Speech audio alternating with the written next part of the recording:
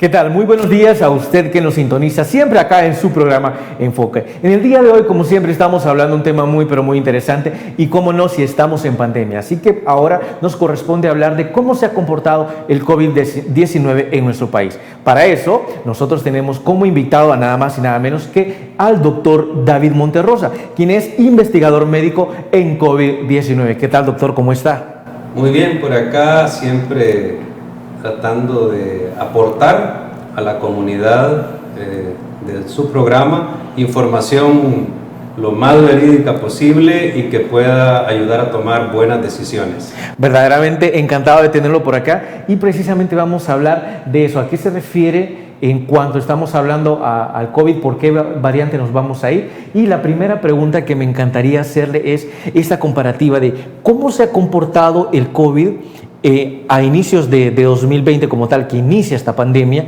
y cómo se está comportando en estos primeros 6 meses del año 2021.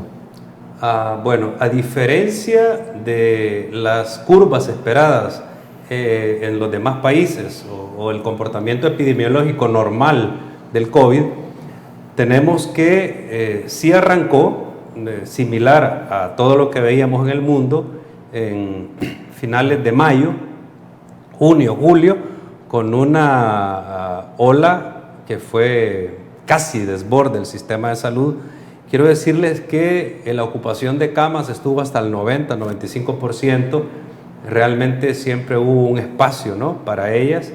Estábamos como algo preparados, ¿no?, en lo que se construía el hospital exclusivo para COVID. Tuvimos ese descenso en agosto. Para septiembre ya estábamos con las medidas bastante relajadas y eso es lo que se había visto normalmente en todo el mundo. Pero para diciembre-enero teníamos que tener un ascenso similar esperado y no ocurrió. Ocurrió a la mitad que el de junio.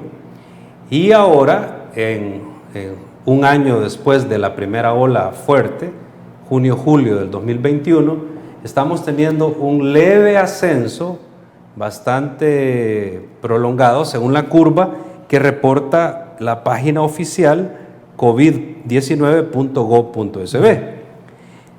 Ahora, esto no es comparable a la realidad que vive el sistema hospitalario o a los reportes de mortalidad y de decesos que se tienen que dar por las partidas de defunción en las municipalidades respectivas. Es decir, que hay un nivel de mortalidad tan alto, no reportado, pero existe, que tendría que indicar que los casos moderados, leves, graves y críticos están en una curva llegando al nivel del año pasado. En otras palabras, sí estamos en una ola, no la percibimos porque ya no tenemos las noticias o la información tan fluida como antes, pero lo cierto es que los hospitales están llenos. Usted puede ver las colas de ambulancias y una de las cosas es que se ha centralizado todo en el Hospital El Salvador. Quiero recordarles que en la primera ola no teníamos este hospital tan habilitado con tantas camas.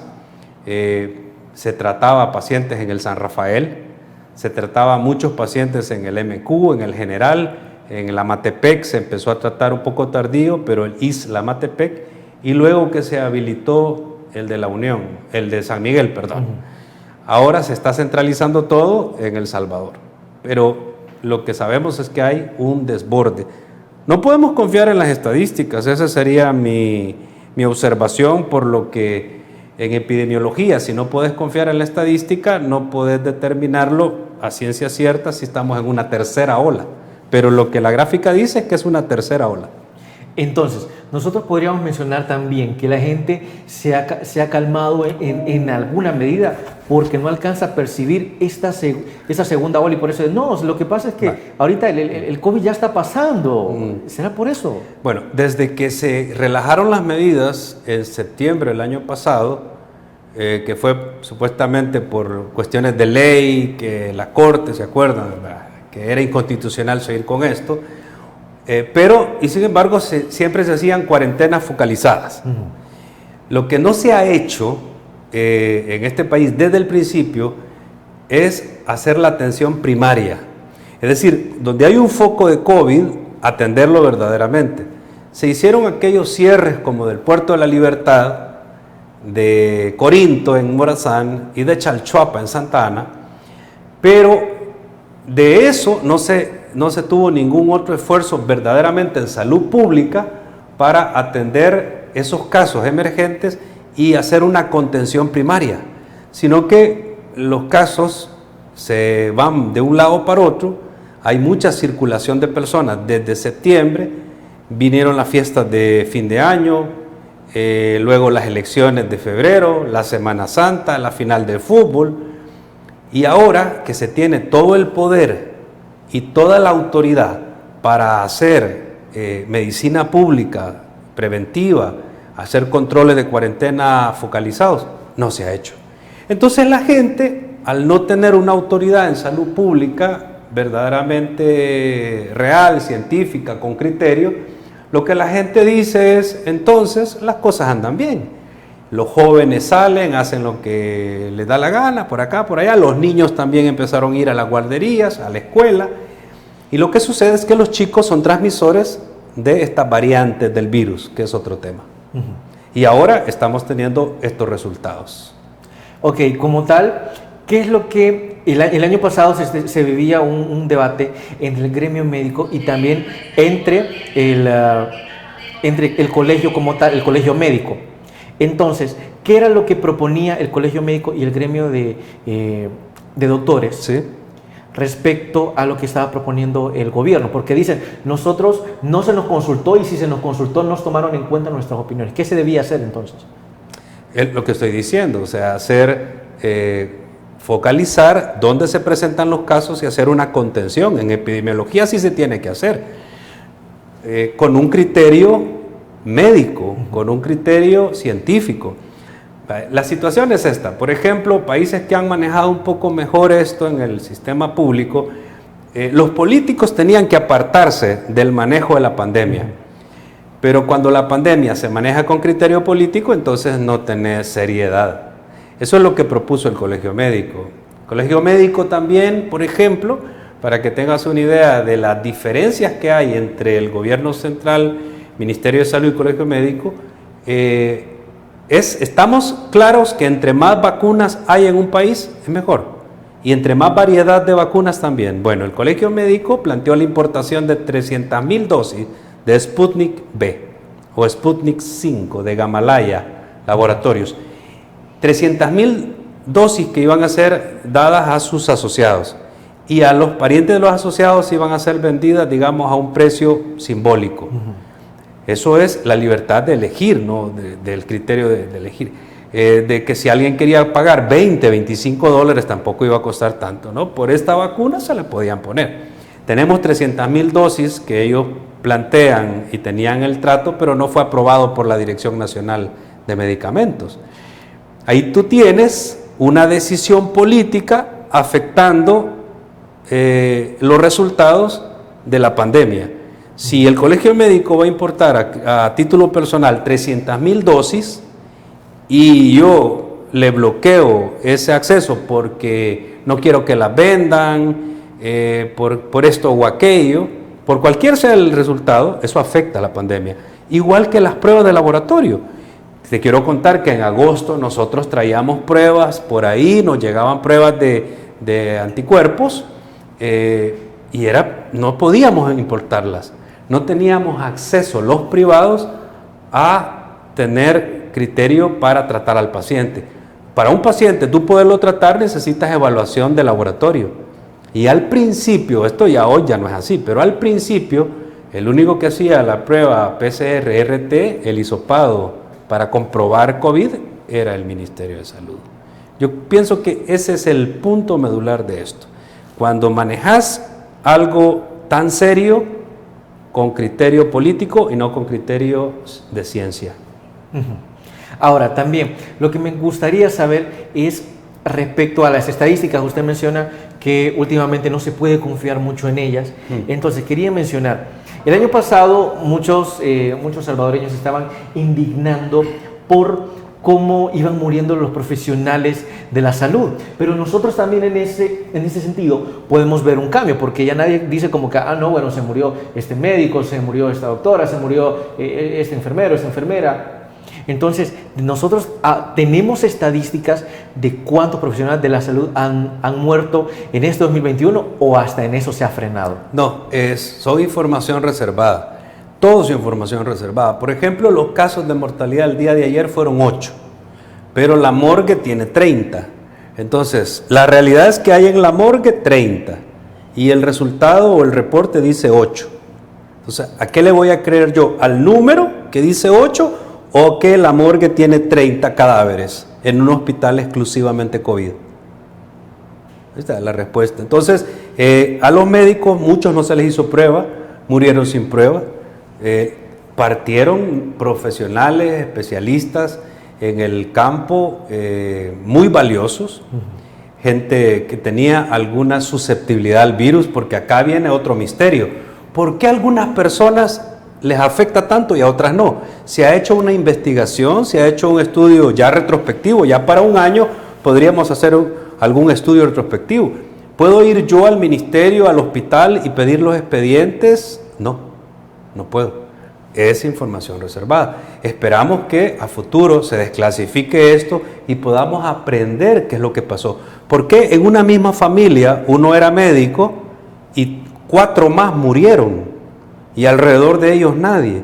¿Por qué el grupo sanguíneo A o B están más afectados? O sea, todavía no tenemos datos específicos. Sí sabemos que enfermeras, personal de laboratorio, conductores de ambulancias, médicos, murieron en la primera ola. Hay que tener en cuenta que cuando tienes factores de riesgo, pues es más fácil que esta enfermedad también te mate. Cuando no logras tener una reacción inmune adecuada. Ojo, que no es que tengas una baja inmune, sino que a veces es la reacción inmune. Lo que mata es una hiperreacción inmune. Cuando el cuerpo reacciona de manera exagerada. En el primer momento debe de ser una reacción adecuada, tener un sistema por lo menos promedio, pero luego cuando el virus, la carga viral continúa y hay una hiperreacción del mismo sistema, ocurre la inflamación, el daño en el endotelio vascular, es como que el teflón de las arterias se perdiera y como aquella cacerola de teflón, cuando ya ha perdido el teflón que se pega la comida, hay trombos y eso ocasiona la muerte por la trombosis generalizada.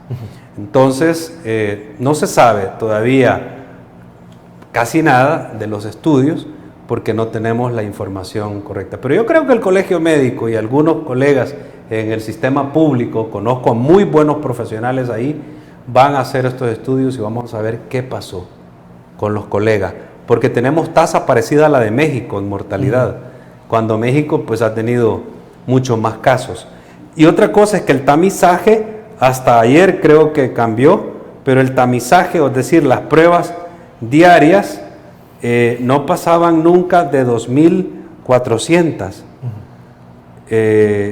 Aquí está, mira, las pruebas diarias, ¿no? Los exámenes o las pruebas realizadas, ¿no? Día a día. Siempre andábamos en 2.400 pruebas realizadas. Entonces, si tenemos un año desde que se empezaron a hacer las pruebas con las cabinas móviles, con 2.500 pruebas diarias, nunca subimos a 5.000, 10.000, 20.000 pruebas diarias, entonces no vas a detectar los casos. En otros países empezaron con 1.000, 2.000, 4.000, países similares a los nuestros se llegaron a hacer 20.000 pruebas diarias. Aquí nunca. Entonces, si tú no buscas, no vas a encontrar. Ok. Doctor, ha llegado el momento de hacer nuestra primera pausa comercial, así que le invitamos a que ustedes no nos cambien y ya volvemos.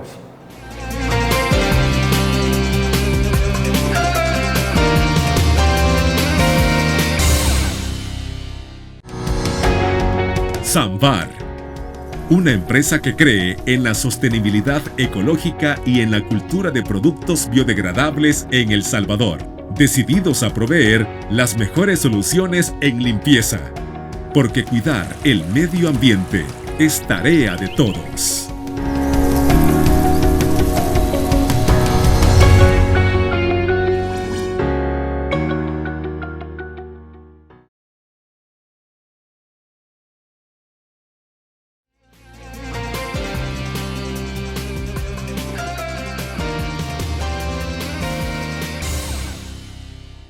¿Qué tal? Continuamos con el segundo bloque de su programa Enfoque, donde nosotros estamos hablando qué ha pasado con el COVID en El Salvador y cuáles son precisamente sus estadísticas, y con él, y pues estamos hablando con el doctor David Monterrosa.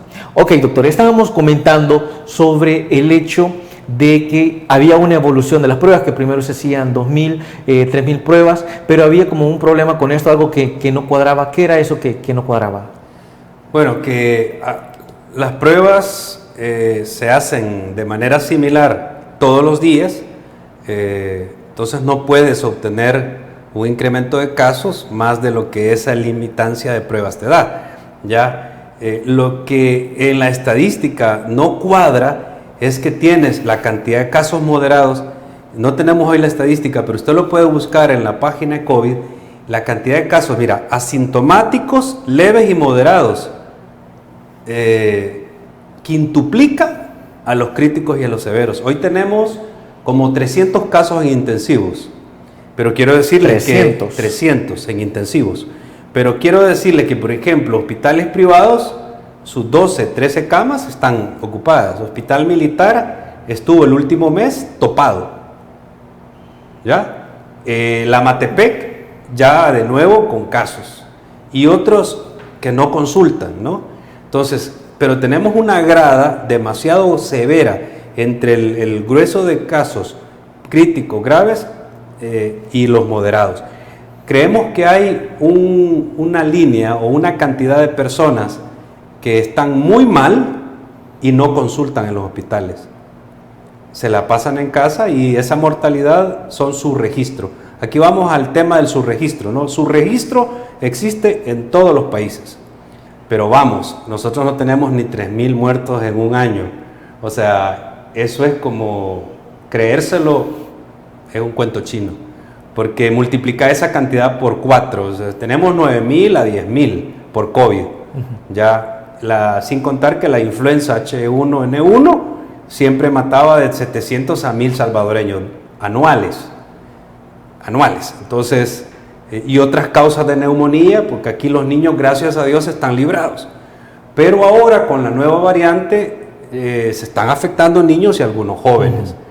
Entonces, si las pruebas no se pasaron a 5.000, 10.000 pruebas, pues no podíamos obtener datos fidedignos.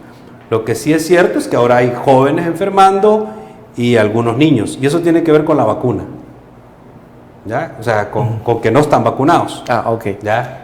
Me gustaría saber también si esto que está ocurriendo, porque como usted menciona, hay personas que a lo mejor no van a los centros de salud porque les dicen, no, miren, simplemente aquí ya está lleno, porque tienen miedo de que sospechar y después que no sea, pero llegar a contagiarse a estos lugares. Entonces, de repente cree que pueda estar pasando así como el año pasado estaba ocurriendo en Nicaragua, que decía, no, aquí nada más tenemos 1 o 2 casos y 1.000 casos solo son de pura neumonía extraña.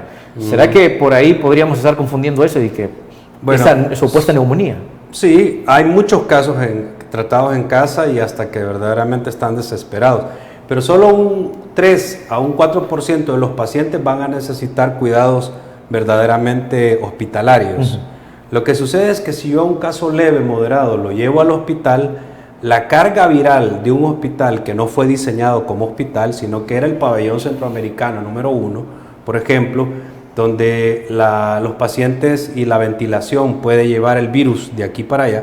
Un paciente que esté leve o moderado, que tenga factores de riesgo, si llega al hospital puede recibir carga viral y volvérseme crítico ahí. Y otra cosa que pasa es que el 99.95, te puedo decir, para ser justo, un poquito, de los pacientes que intuban mueren. O sea, realmente es catastrófico lo que pasa. Los intuban o muy tardíamente o el personal no está capacitado. No sé qué sucede. O no deberían de intubarlos. No hay un criterio para la intubación temprano o tardía, pero... Tan mal estamos en ese sentido. En ese sentido, sí. Te voy a decir que colegas, amigos que firmaron en el Seguro Social y en otros hospitales, no puedo mencionar detalles específicos, no me intuben. Aunque esté boqueando, saturando 40, 30, no me intuben, sobrevivieron. sobrevivieron. Entonces, bueno, habría que hacer un estudio. Lo que usted está diciendo, doctor, no está comprobado. No, soy un investigador médico. Todavía falta que esto llegue a la parte científica. Es decir, que la sospecha, que toda la sospecha pues, obvia, ¿no? Sea comprobada. Pero eso ya nos toca a todo el gremio, ¿no? Hacerlo. El COVID cambia cada mes. Hay nuevas cosas que estamos aprendiendo. Por ejemplo, te siguen mandando la ivermectina ya como la panacea. Sí, en algunos pacientes se puede ocupar. Y la gente al principio creía que la ivermectina iba a parar esto y no lo hizo. Ya hoy estamos usando atorvastatina, que usted lo puede ocupar, digamos, para el colesterol. Se lo dan para el colesterol, pero no en 10 miligramos o 20. 40 miligramos de atorvastatina diarios por 10 días, al menos, en paciente que tiene síntomas COVID. ¿Verdad? La gente también usó la dexametasona, oyeron, ¿no? Porque entonces la dexametasona me va a ayudar a que no me dé el COVID. Y la gente fue a comprar dexametasona a la farmacia. Mira, cosas que deberían de prohibirse en este país no se prohíben. Y hay cosas que se prohíben que no deberían de prohibirse. Somos el país de la changoneta arrevesada, así le llamo yo. Los esteroides te los venden en la farmacia como dulces. Y la gente empezó a ponerse dexametasona como para... Y también no hay unas campañas de educación donde se esté bombardeando, no hagan esto, y la gente lo hace. Porque alguien vino, lo dijo, hizo un video en YouTube, en Facebook.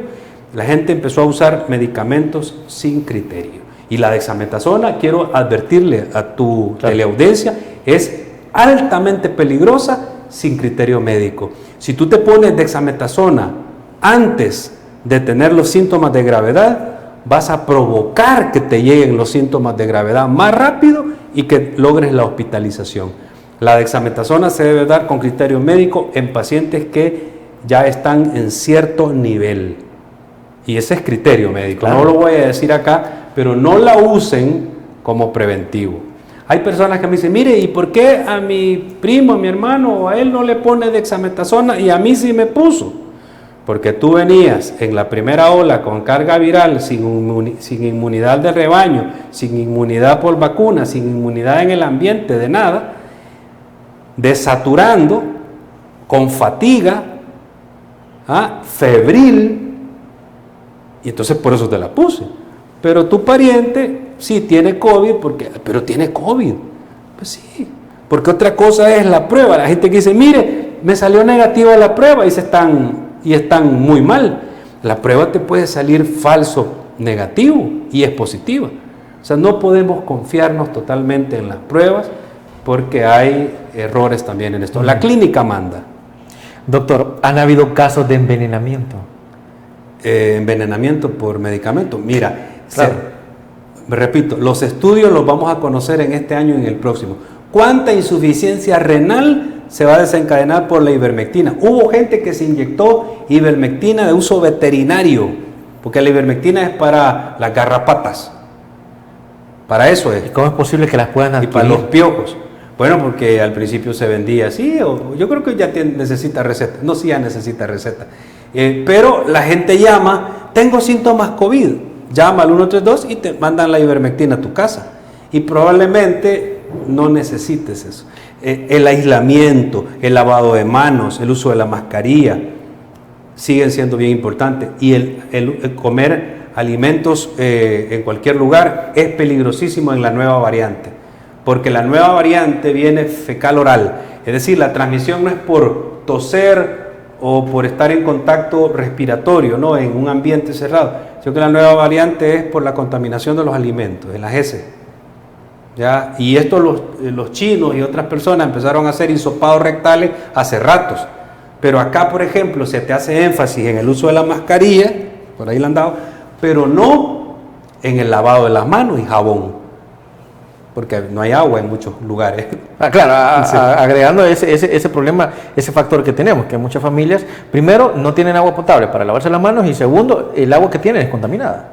Gracias a Dios, la parte de salud, de salubridad o insalubridad ha mejorado mucho, mucho. Si tú te acuerdas, por ejemplo, en las zonas marginales eran de tierra y la gente, el agua de todos lados. Las zonas marginales incluso hoy están encementaditas, bueno, las zonas marginales ya no parecen zonas marginales como en los 80, los 90.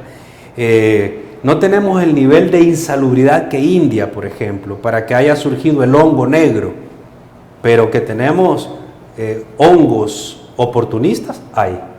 Ok, doctor, llegó el momento de hacer nuestra segunda pausa comercial, así que le invitamos a que no nos cambie. Ya volvemos.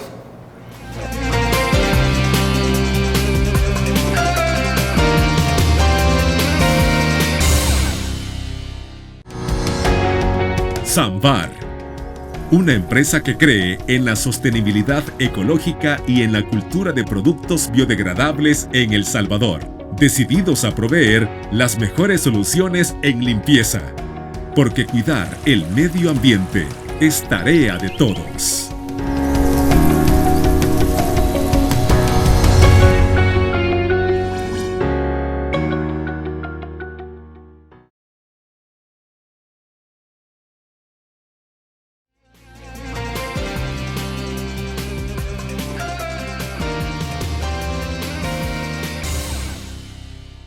Y regresamos a su programa Enfoque, donde estamos conversando con el doctor David Monterrosa sobre qué está pasando con el COVID en nuestro país.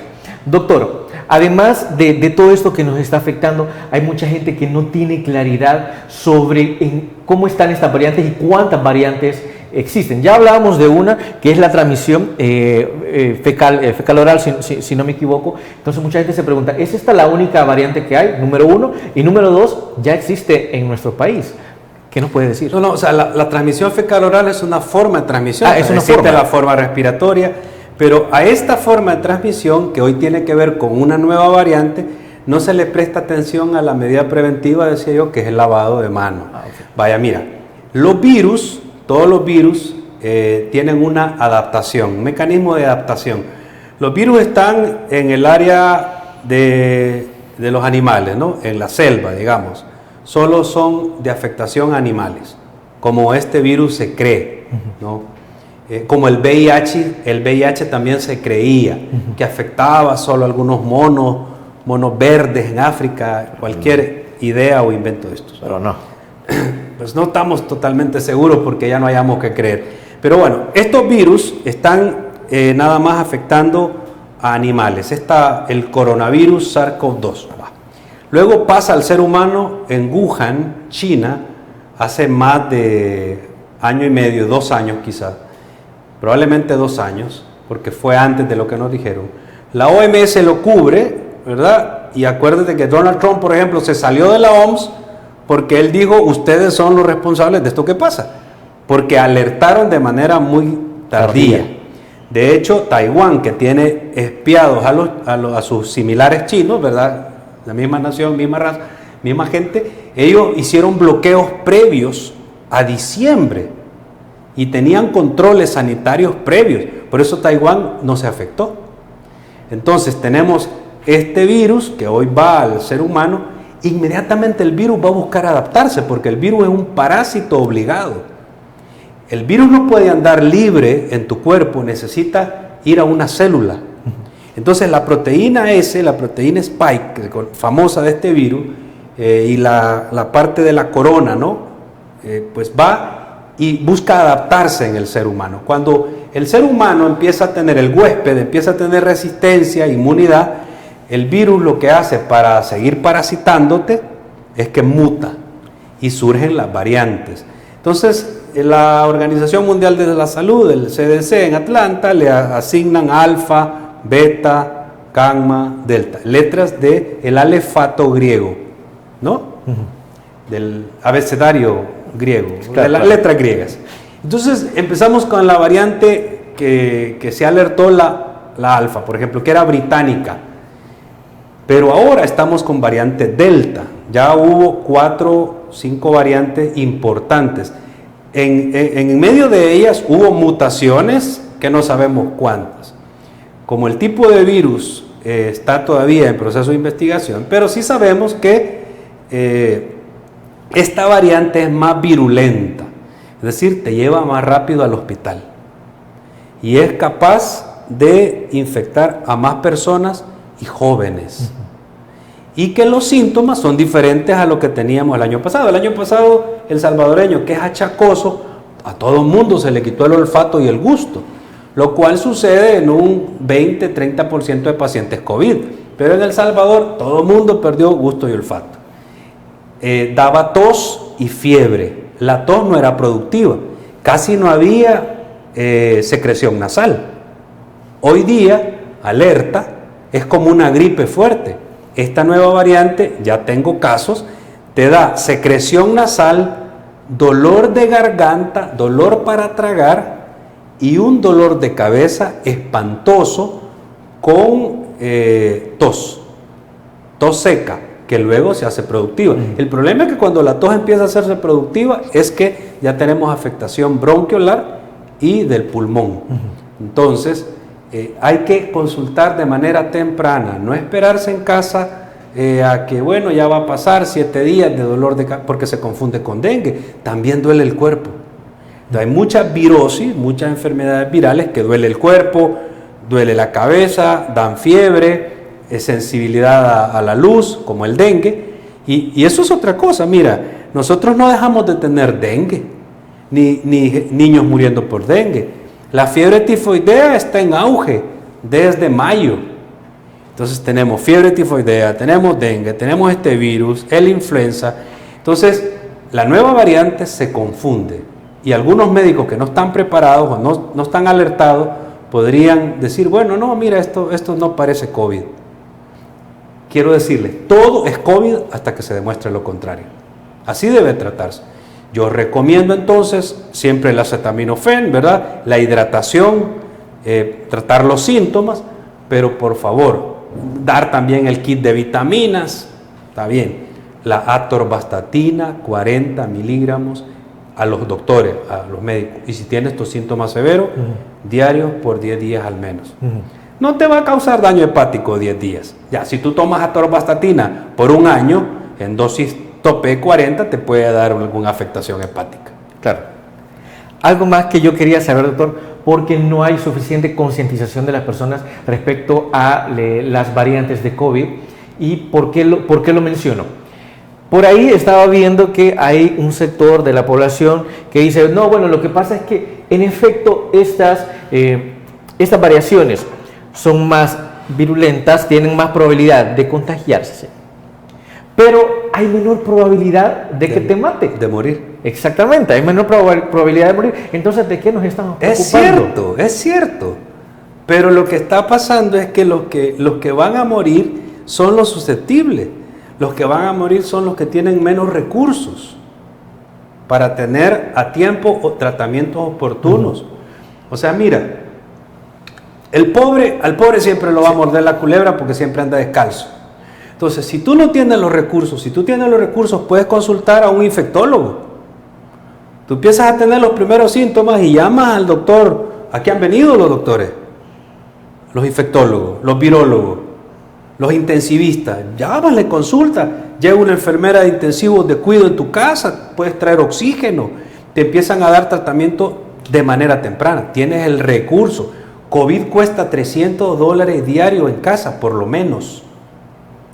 Eso cuesta, por lo menos, en casa, cuando ya tienes COVID.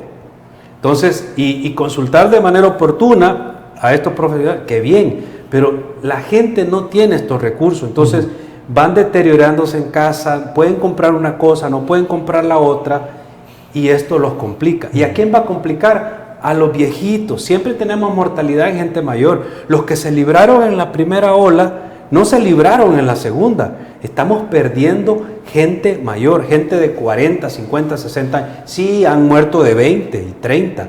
Está muriendo gente joven, pero esta gente es más resistente a esta variante porque, como tú lo dices, en efecto es más virulenta, pero menos mortal. Pero eso de menos mortal es relativo, porque si hay una carga viral de un joven que va al gimnasio, que va al bar con los amigos, está ahí en el chupe, va, friega y va a la casa, regresa y lleva el virus, eventualmente va a afectar a sus viejitos. Y esta variante no era virulenta, no era mortal para él, pero sí va a ser mortal para aquel. Bueno, ¿y qué pasa? Muchos viejitos, muchas personas en casa no se han vacunado porque tienen miedo.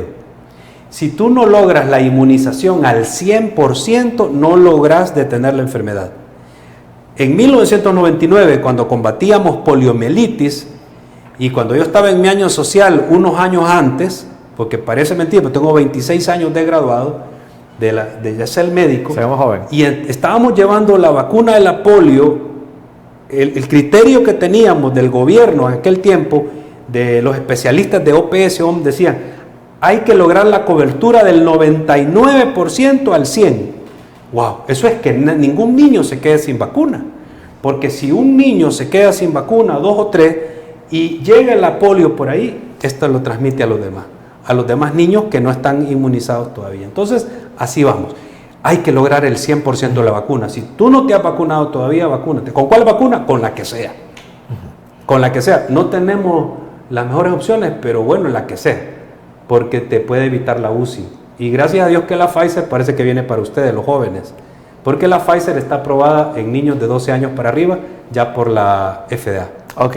Doctor, vamos a continuar hablando de esto y nosotros vamos a nuestra última pausa comercial, así que no nos cambie y ya volvemos.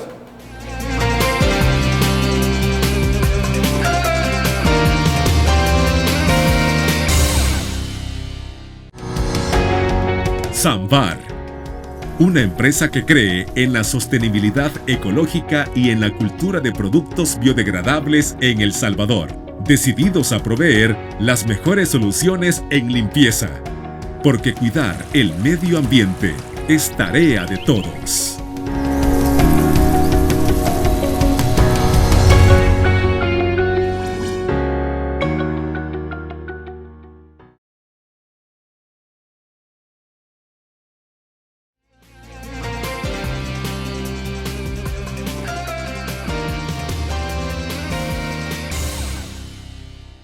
Y continuamos en nuestro último bloque de su programa Enfoque, hablando con el doctor David Monterrosa sobre qué está pasando con el COVID-19 en El Salvador. Doctor, una de las cosas que tal vez la población se pregunta es como, bueno, entonces, una vez que yo ya me vacuné, absolutamente ya me quedé libre del COVID, ya puedo andar bailando, ya puedo andar en la playa, ya puedo andar en las finales de fútbol. ¿Será esto cierto? Pues no. De hecho, la inmunidad tanto natural como la adquirida, natural es que te dio la enfermedad, ¿no? Y adquirida es que vacunas dura 3-4 meses. Tengo gente que les ha dado COVID 3 veces. Jóvenes, gracias a Dios, ¿verdad? 3 veces COVID. Muy sospechosos. No los hemos comprobado las primeras 2. La tercera lo comprobamos y fue positivo, pero la primera vez no lo comprobamos porque no teníamos los medios, no habían pruebas el año pasado. Luego, por exámenes clínicos y por síntomas, era COVID en enero, febrero.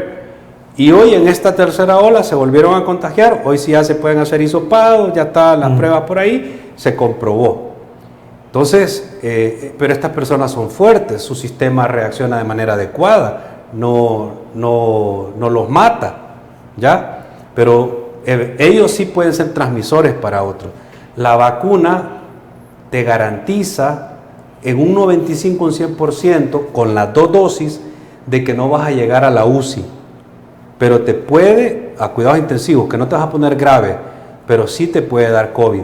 Lo que sucede, y repito, que si tienes un sistema deteriorado, factores de riesgo, y te dio COVID una vez, no te recuperaste, o lo que llamamos COVID largo, que este es otro tema, un COVID que no logró irse nunca, te confiaste y te mata.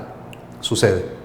¿Qué es lo que te mata? No es el COVID en sí, sino que las secuelas que no lograste controlar. Fibrosis pulmonar, insuficiencia cardíaca o una cardiomiopatía, problema de derrame, trombosis, insuficiencia renal, que va a ser la muerte lenta post-COVID. Este va a ser el recuerdo doloroso de una pandemia, que somos número 1 en el mundo por 100,000 habitantes de insuficiencia renal, y vamos a convertirnos en el top del número 1 en el mundo, te lo aseguro.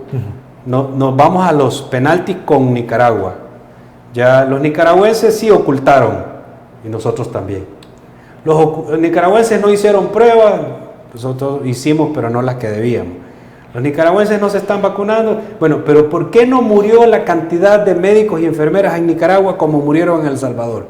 Sí, podíamos ocultar a los muertos comunes, pero a los colegas, el Colegio Médico Nicaragüense reportó mortalidades y todo. Igual no había equipos de protección completamente óptimos al principio, igual que acá, al principio, hoy sí. Pero la mortalidad ya fue menos que acá y tenemos población similar, raza y genética similar. Entonces significa que nosotros tuvimos una ola más alta a pesar de las medidas de cuarentena que se pusieron, que sí fueron estrictas, y Nicaragua no cerró. Nicaragua tenía partidos de béisbol. Entonces, este virus merece una investigación muy a fondo y hay mucha tela que cortar todavía de este tema. ¿O Nicaragua cerró? No. ¿Y nosotros? Sí. Muy estricto los primeros 3 meses, ¿te acuerdas? Sí, claro. Bueno, ¿por qué está el resultado similar? Entonces, ¿qué cambió? O sea, ¿qué bueno hicimos y qué malo hicieron ellos? Lograr la inmunidad de rebaño, sacrificar mucha gente, como en algunos países nórdicos también. Suecia fue uno. Exacto. Entonces, ¿eso hubiera funcionado acá? Las medidas de la OMS realmente funcionaron, como que Nicaragua es un laboratorio y nosotros somos otro laboratorio. Somos como ratoncitos para el mundo, ¿no? Y entonces vamos a tomar estos 2 modelos experimentales, El Salvador y Nicaragua. Pero tenemos resultados similares, ¿o no? Desde luego. Busca noticias de Nicaragua, te lo dejo de tarea. Apenas te conozco y ya te estoy poniendo tarea. No, eso como ciudadano es mi deber, como ciudadano y es mi como comunicador también. No, bueno, desde luego. Bueno, doctor, la verdad ha sido un verdadero placer estar hablando de este tema, realmente no sentí el tiempo y nos gustaría continuar hablando y ha sido un verdadero placer tenerlo acá. No, para servirles y las veces que sean necesarias me avisan con tiempo y yo pues aparto ese tiempo para ayudar, para comunicar, para informar de la manera más veraz posible. Espero de que esto sirva a tu teleaudiencia y gracias. Y eso es lo que buscamos siempre, la veracidad ante todo, por mucho que duela, pero siempre la veracidad. Bueno, entonces, por nuestra parte hemos llegado al final de este programa, no tenemos ninguna duda de que en el futuro seguiremos hablando sobre estos temas de COVID-19 y nosotros nos vemos en un siguiente programa aquí en Enfoque. Pase feliz día, nos vemos.